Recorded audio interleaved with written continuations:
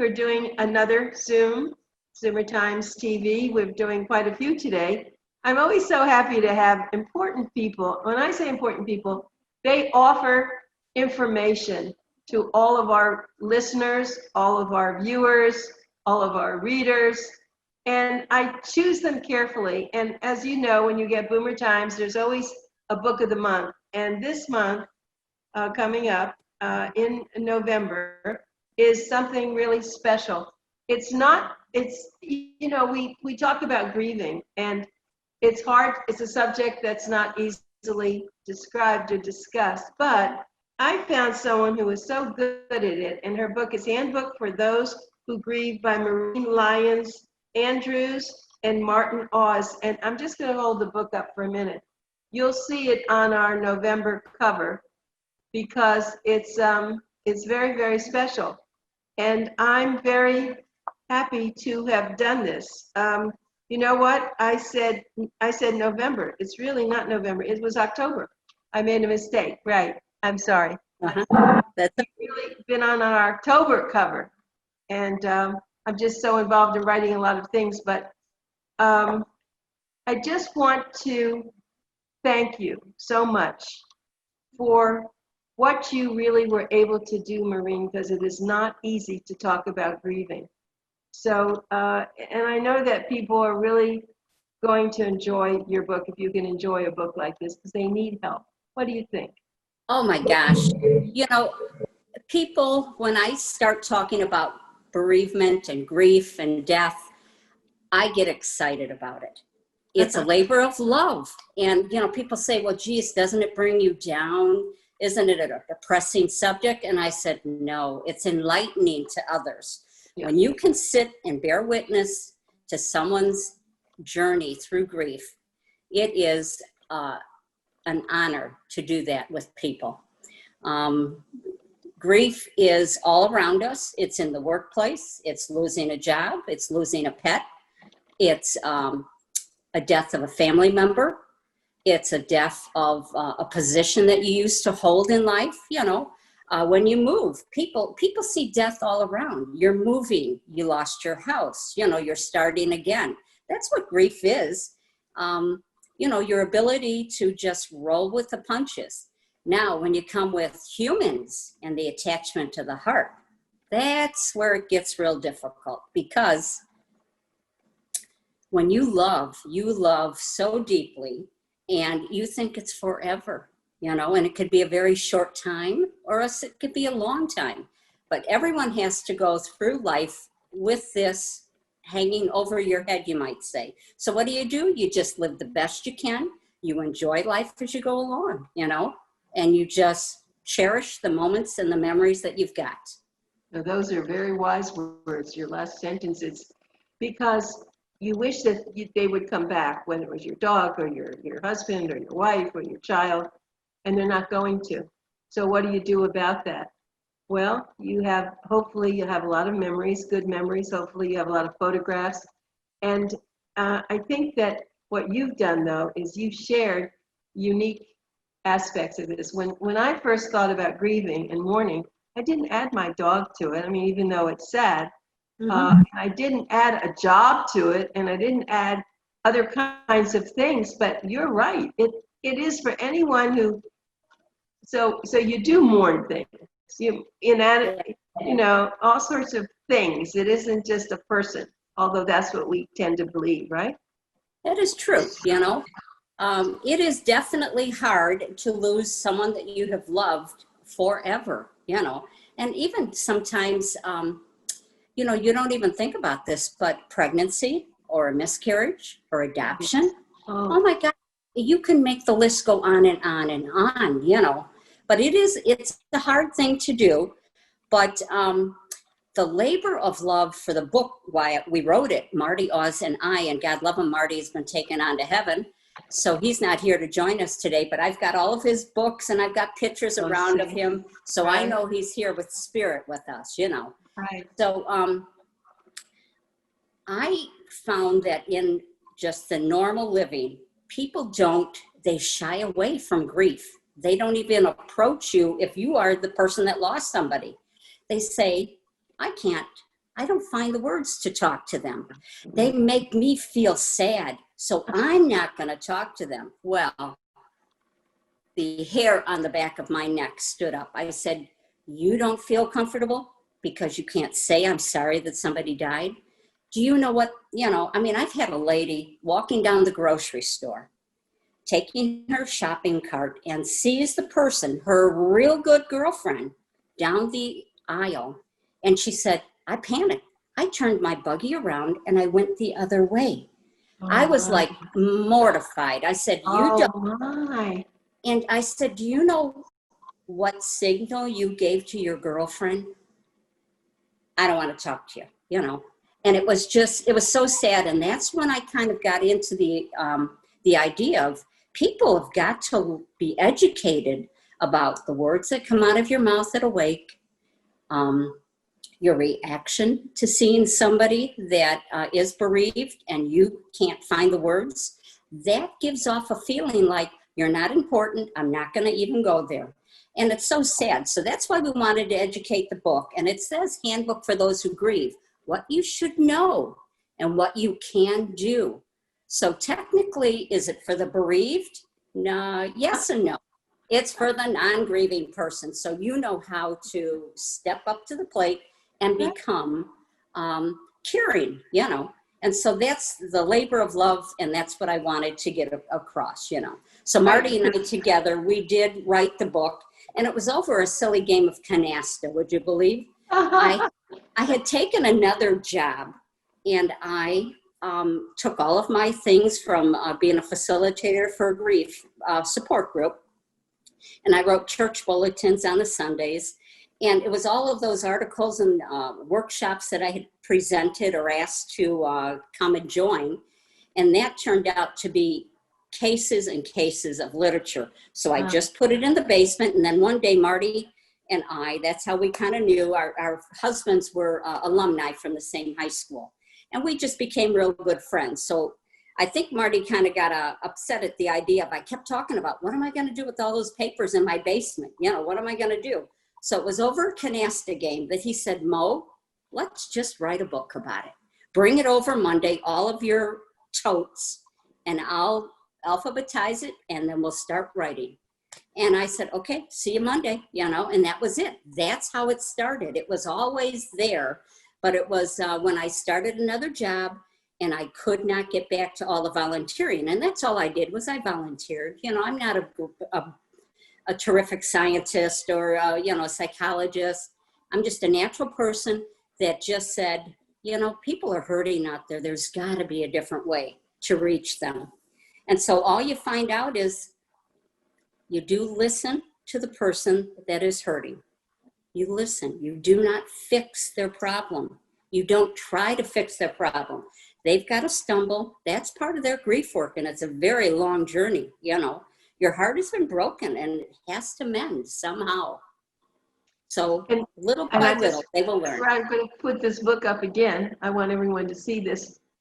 This is I think, a beautiful book if someone you love has passed, someone you love has lost a loved one, and someone that you really care about, what a nice gift to send this to them, because it will help them so much. What I told Maureen in the Book of the Month review is she even has letters and words to say. She wrote them out, which I thought was interesting because, as you said, some people just don't know how to speak about it. Yes, they do. And that's what we wanted. We wanted to encourage people to take the format to the letter and tweak it however they can insert their names, their situations. But we kind of gave them, and Marty was very instrumental in inserting that. And he said, use those letters at a starting point. And people treasure those letters and they reread them. And they said, my loved one does matter, because a lot of times people stop mentioning your deceased person's name. That's true. And it's like, they don't even matter. This is my husband. His name was Joe or Bob or Jack, Right. And, I can't sign Mrs. So-and-so anymore. All of those are little daggers in the heart, It's all of your first and things like that. But the letters are wonderful.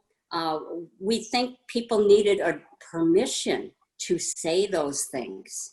And it's not hurtful. It's a treasure for the heart. And they're really going to enjoy rereading all of those letters. The other thing I wanted to bring up too is we know that there are support groups, and I've been in some support groups, just managing them for a lot of things, Alzheimer's and also for loss. But the first thing that someone says when you suggest it, no, I don't want to be with other people. It's too sad and depressing, the whole thing. And I understand that, but so this is really a substitute actually for a support group, because that's what's in here. Really is what it's even much more than a support group can do. Sure. And support groups are not for everyone. You know, I've gone to some support groups through my life, and I found that journaling is better. You can Explain that to people who have never. What a journal is, you can either journal by writing it in a notebook, or some people use the computer and type and keep files. And it's just jot down your feelings for the day, jot down what you're struggling with, or, you know, tell the person. You can give letters of appreciation. Thank you for the life that we shared together, you know. And sometimes just verbalizing that and see it in black and white, it's very therapeutic, you know. And maybe you won't get that in a support group, you know, that one-on-one, but here you are talking by letters and by writing to your loved one, and you can release a lot of emotion. A lot of people are angry. You died before. We weren't supposed to. We were going to go and tour the world. What happened? Why did you do that to me? Those are natural words, natural feelings, and they have to be verbalized, and then you release them. And if you have to rewrite them, that's fine. Everybody grieves at your own pace, you know? Yeah, and the other thing is that there are people who now start knocking themselves out about, oh, I should have done this. A lot of should-haves. And the should-haves are, you know, you got to walk away from those should-haves, right? Yes, you definitely do. It does. It just, tomorrow's a new day. You know, you thank God that you've got all of your memories that you had. You were blessed with this wonderful person, and he or she or they all came into your life, and they were valued, and they value you, you know. So life is, you know, just one day at a time. And when you can realize that, you don't beat yourself up for grieving because you're on your own timetable, you know. Right. And so the name of the book is Handbook for Those Who Grieve, What You Should Know and What You Can Do During Times of Loss, by Maureen Lyons Andrews. That's the charming woman on our show now. And of course, Martin Oz, who you heard how this all happened. So the book, though, it's in the back, it says, Getting Through Times of Loss. How can I best help someone who has lost a loved one? How do I talk to a child about the death of a family member? What do I need to think about before I plan a funeral? I mean, you really covered so much of this. I'll never forget when my mother, see, she passed away in, I guess it was 2003. But she wanted me to go to the funeral home and help pick out the casket.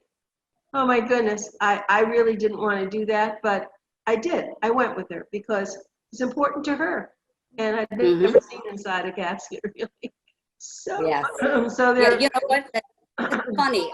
Yes, you do have to plan things, and we wanted the book to be just tidbits along the way of things that you should be thinking about, you know. And the biggest thing about the book is I didn't want any $25 words in the book. I wanted it simple. Yes. People, when they're grieving, they can barely put one foot in front of each other, one moment, one day at a time. So I did not want somebody sitting with a dictionary saying, how am I supposed to feel? What does that mean? I didn't want any hocus pocus. I wanted, we hear you, we see you, you are grieving, and we understand. And if they could read one line and then break down and cry, that book was a success. Yes. We were like a release to them, and that's what we wanted. We wanted people to know that we know that you're hurting. So there's loads of books out there. Kubler-Ross is excellent. We just wanted something, pick it up, read when you can. And then for the non-griever, we wanted you to say, this is how I should behave, you know?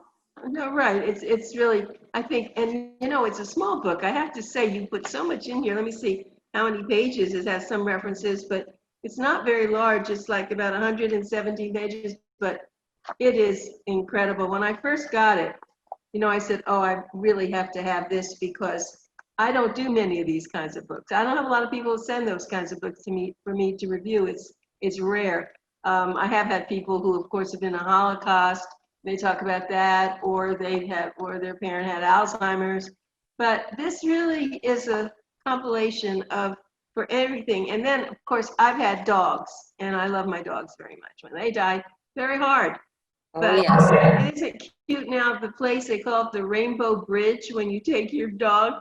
Have you had any pets that have passed away? Yes, we have. We've had 2 or 3, you know, and it's hard. It is just that absence of the silence in the house. No one to greet you when you first come through that door. I mean, people that don't have pets have no idea, you know, or else you trip over the water bowl that used to be there. Now it's not there.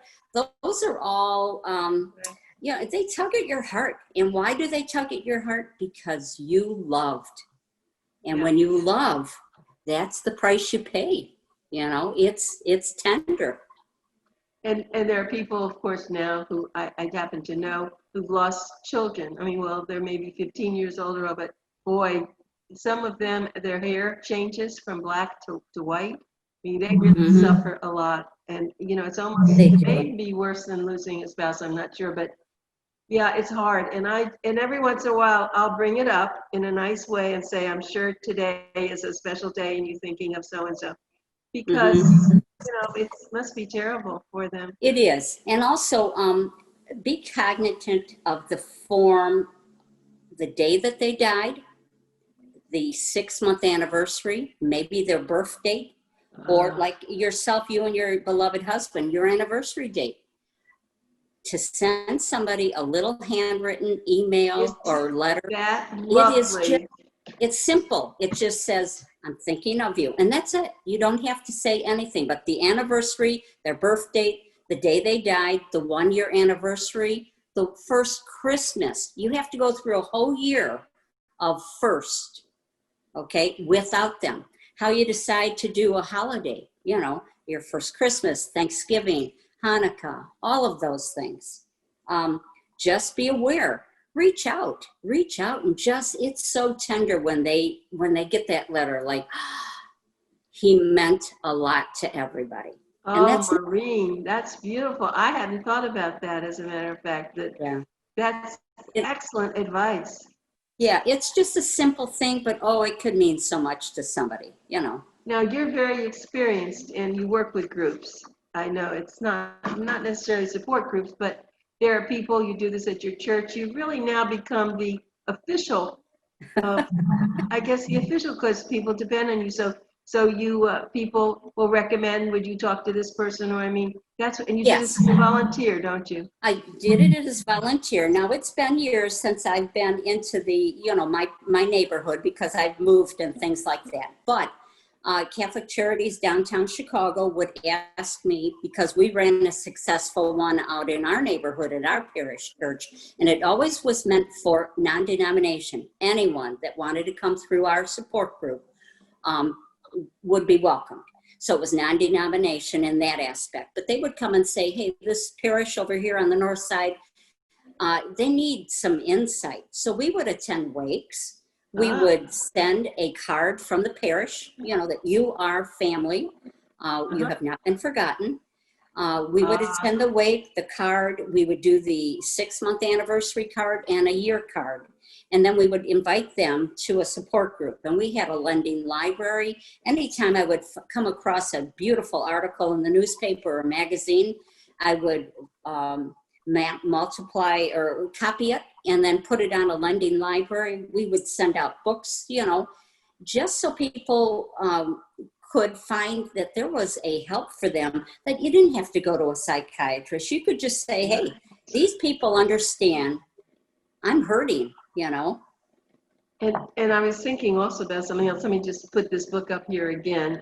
It's a special book because you don't usually grab a book like this. And when you need it most, you definitely don't grab it. But you should get it anyway. Now, it's a great gift for somebody who has lost someone. But do also what Maureen said. Mark down the day of the person's death and put on your calendar. I had not, I'd not thought about that. I've never received anything about my husband, and he was very loved. But I do have a lot of his pictures everywhere. In fact, I have it on the back of my front door. When I go out, I tap it and say, "Goodbye, Bill." Oh, that's But, yeah, well, because it's important. But what I wanted to go over and ask you, in here, you said there's sometimes I'll use the word hate, that you hated a person and they died. You oh know, yes, oh yeah. I'd like you to cover that. That was unusual. That is unusual, but just because everybody else is grieving, you might not have had such a great relationship with that person. And you might say, good riddance, goodbye. Right. And you can utter those words, and nobody is to judge you, because everyone that has a relationship is different, you know. And hey, I have to admit, in my life, there's been someone that I've said, poof, like he's out of here, or she. I have too. When you were saying it, I actually did the same thing. I mean, he wasn't worth it, you know, so I did it. And that's okay. And it's just like people say, oh my God, I couldn't utter those words. Oh yeah, you can. It's what you feel inside, and it's the turmoil that somebody puts you through, you know. Right. So, yeah, you have to sneak those things in there, because it's just not a world of lollipops and roses all the time. You know, it comes with all its tumbling things that, you know, mix up. It must have been hard when Marty died. That was quite unexpected. He had taken a little fall, and he was in the rehab, and he just ended up dying in the rehab. Yep. I mean, is that right? Just totally unexpected. He shouldn't have died, you know. So God love him. So that was, you see, those are the unexpected ones. There are people who've had cancer for years, and then the unexpected. So it all hurts, but you have to get adjusted. And then Martin, of course, was, you know, the author. You probably planned other things together with this. And yes, you know, and you grieve differently, and sometimes you grieve before the person has even passed away, if it's a long-term care, because you've lost that person. You've lost maybe their mobility, their ability to speak and carry on conversations with you. You know, things like that they maybe could have been in so much pain, or with cancer, or, you know, stroke or ALS. You know, so physically and mentally, you have cut down, and you've become now a caregiver. And it's, you want to use the blessing, but maybe the blessing is in disguise of, he's not suffering anymore, and you know that you've cared for him for years and years, and it's not sad to say, but you are relieved that they are not in that pain. I've heard that before. Some other people say, "Oh, that's callous." No, that's the reality. You know. Yeah, it was they a were long suffering. journey. Yeah, exactly. So some deaths are quick, others are long, prolonged. Sometimes you are not there when it happens. So, you know, there's all different aspects, and we try to cover that in the book, you know, a little bit. Then there's the suicide, which is another discussion. That's really tough. Do you know, I suffer with that, with watching actors or public people who've done it. It doesn't seem possible, but I'm sure you've had people in your groups in your life. Yeah. Suicides are very tough, you know, because it's so sad that the person that took their own life was so sad that there was not a rope that anybody could like hang on to, like to pull them out of it. And it's sometimes you miss all of the little notions that they've kind of let you know things are not right, you know. And in my own family, I have had a brother that's maybe a year older than I, that at 30, I mean, he was going through a tough time. And yeah, everybody was there and supporting him. We had no idea that it was so bad, you know, but he Yeah, of had course. just attempted once or twice to do it. And finally, the third time it was, so those are really hard, Yeah. you know, to endure and Yeah. find out, because you never really know. Those are a lot of left unanswered questions, you know? Exactly. You always think, what could I have done and what should I have done? Of course, in the mental health now issue has gotten stronger because of all that. But Yes. just getting back, I want everyone to know you can go and get this on Amazon. Handbook for Those Who Grieve. So you can get it on Amazon, and it's by Loyola Press. And my Yes. goodness, is terrific. And, you know, it's actually Maureen Lyons Andrews. I don't want to forget the Lions. We will have Maureen on one more time, probably in November. But she did a great job with this. It wasn't an easy job. And so if someone said to Maureen, well, what are you doing? She said, I'm writing a book. Well, what's it about? Yeah. Oh, it's about grieving. Why are you doing that, right? Yeah, you know, I did get some of those like, oh my gosh, that's a tough subject. And I go, yeah, it is, you know. You didn't allow it to be tough, I have to tell you. And you're right. Excuse me, what I liked was the way that the writing, it was easy to read. You had a lot of, you know, it told you what was coming on that page. So anyway, it looks like we've used up the time. I knew you were uncertain how you could do, but I knew you'd do great, because see, authors know so much. You're so passionate. So it was great. And we're so glad you did this. We hope you stay safe. See, that we didn't get into it. Maybe next time we can talk about COVID and what's happening with that, with death, and because you see a lot of that on the television, and that's another whole story. Because that makes you angry about what's happened, and also we'll talk about that true. another I look time. forward to that. I thank you very much, Anita. It was wonderful. Great. No, you were terrific. Yeah, thank you again, and I hope people will buy your book, and it will make a great gift for the right people, actually. Yes, they can either buy it at Loyola Press, you know, call them, or else Amazon, it's on there. In Barnes and Nobles, they'll order the book. And good. Okay, but thank you so much for the opportunity. Thank you so much, too. Bye. Bye, everybody.